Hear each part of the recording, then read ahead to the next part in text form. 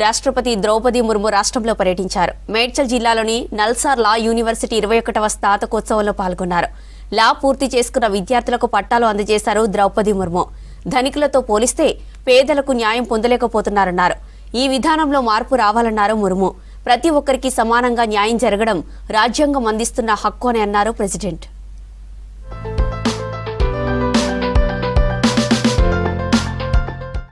దేశంలో ధనికులతో పోల్చితే పేదలు న్యాయం పొందలేకపోతున్నారన్నారు రాష్ట్రపతి ద్రౌపది ముర్ము. న్యాయ వ్యవస్థలు కూడా ప్రకృతి మేధస్సును మరింత ఉపయోగించుకొని బాధితులకు సత్వర న్యాయం చేయాలని కోరారు. రాష్ట్ర పర్యటనలో భాగంగా శామీర్పేటలోని నల్సార్ యూనివర్సిటీ 21వ స్నాతకోత్సవానికి చీఫ్ గెస్ట్ గా అటెండ్ అయ్యారు president Murmu.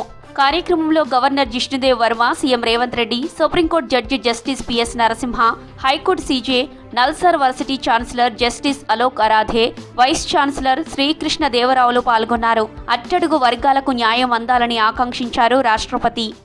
The directive seeks to provide equal justice and free legal aid. It makes the state responsible to ensure that opportunities for securing justice are not denied to any citizen by reason of economic or other disabilities.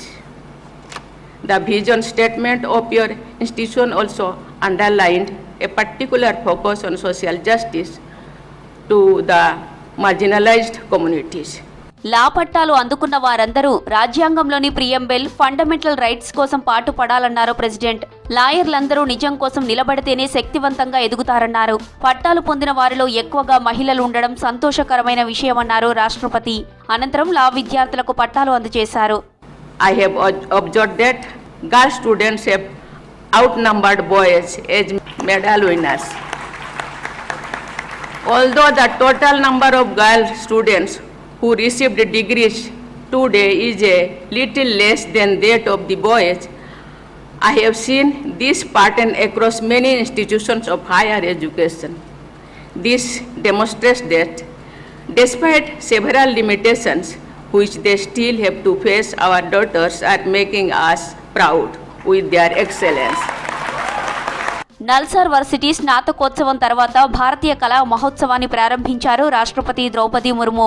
సాంస్కృతిక కళలను కేంద్ర ప్రభుత్వం ప్రోత్సహిస్తోందన్నారు ద్రౌపది ముర్ము. దేశంలో విభిన్నమైన సాంస్కృతిక కళలున్నాయన్నారు. వాటన్నింటినీ కాపాడుకోవాల్సిన అవసరం ఉందని చెప్పారు. ये उत्सव सांस्कृतिक आदान प्रदान का बढ़ावा देने का भी एक अवसर है. पूर्वोत्तर की परंपराओं और प्रतिभाओं को आगे लाकर हम सब इन राज्यों के कारीगरों, कलाकारों और समुदायों को सशक्त बनाने की दिशा में प्रयास कर रहे हैं. उनकी प्रतिभा को व्यापक स्तर पर लोगों तक पहुंचाने तथा उनके विकास के नए अवसर पैदा करने के लिए एक मंच भी प्रदान कर रहे हैं. ప్రతి రాష్ట్రానికి ఓ ప్రత్యేక కళ ఉంటుందని, అన్ని కళలు, సంస్కృతి ఒక్కచోట చేరితే అది ఇండియా కల్చర్ అవుతుందన్నారు గవర్నర్ జిష్ణుదేవ్ వర్మ. కళలు, సంస్కృతిని ఫ్యూచర్ జనరేషన్ కు అందిస్తామన్నారు మంత్రి సీతక్క. కళలు, సంస్కృతి ఇండియాకు ల్యాండ్ మార్క్ అని అన్నారు.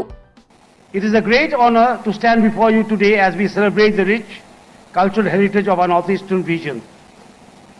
A region close to my heart which holds a distinctive place in India's vibrant and diverse identity. At the outset, I extend my heartfelt gratitude to the Honorable President of India for envisioning the wonderful concept of the first edition of Bharatiya Kala Mahotsav taking place. It is my pleasure to be a part of Bharatiya Kala Mahotsavam 2024 with Northeast theme. India is a land of diversified culture and traditions. It has a Telangana Adivasi daughter have a huge respect for this culture. It is very important that we cherish and celebrate these cultures and give it forward to our future generations. ఈ ఉదయం హైదరాబాద్ లో పర్యటన కోసం వచ్చిన రాష్ట్రపతి ద్రౌపది ముర్ముకు ఘన స్వాగతం లభించింది. ఢిల్లీ నుంచి ప్రత్యేక విమానంలో బేగంపేట ఎయిర్పోర్టులో ల్యాండ్ కాగా ఎయిర్పోర్టులో రాష్ట్ర గవర్నర్ జిష్ణుదేవ్ వర్మ, సీఎం రేవంత్ రెడ్డి, మంత్రులు సీతక్క, పొన్నం ప్రభాకర్, అధికారులు రాష్ట్రపతికి ఘన స్వాగతం పలికారు.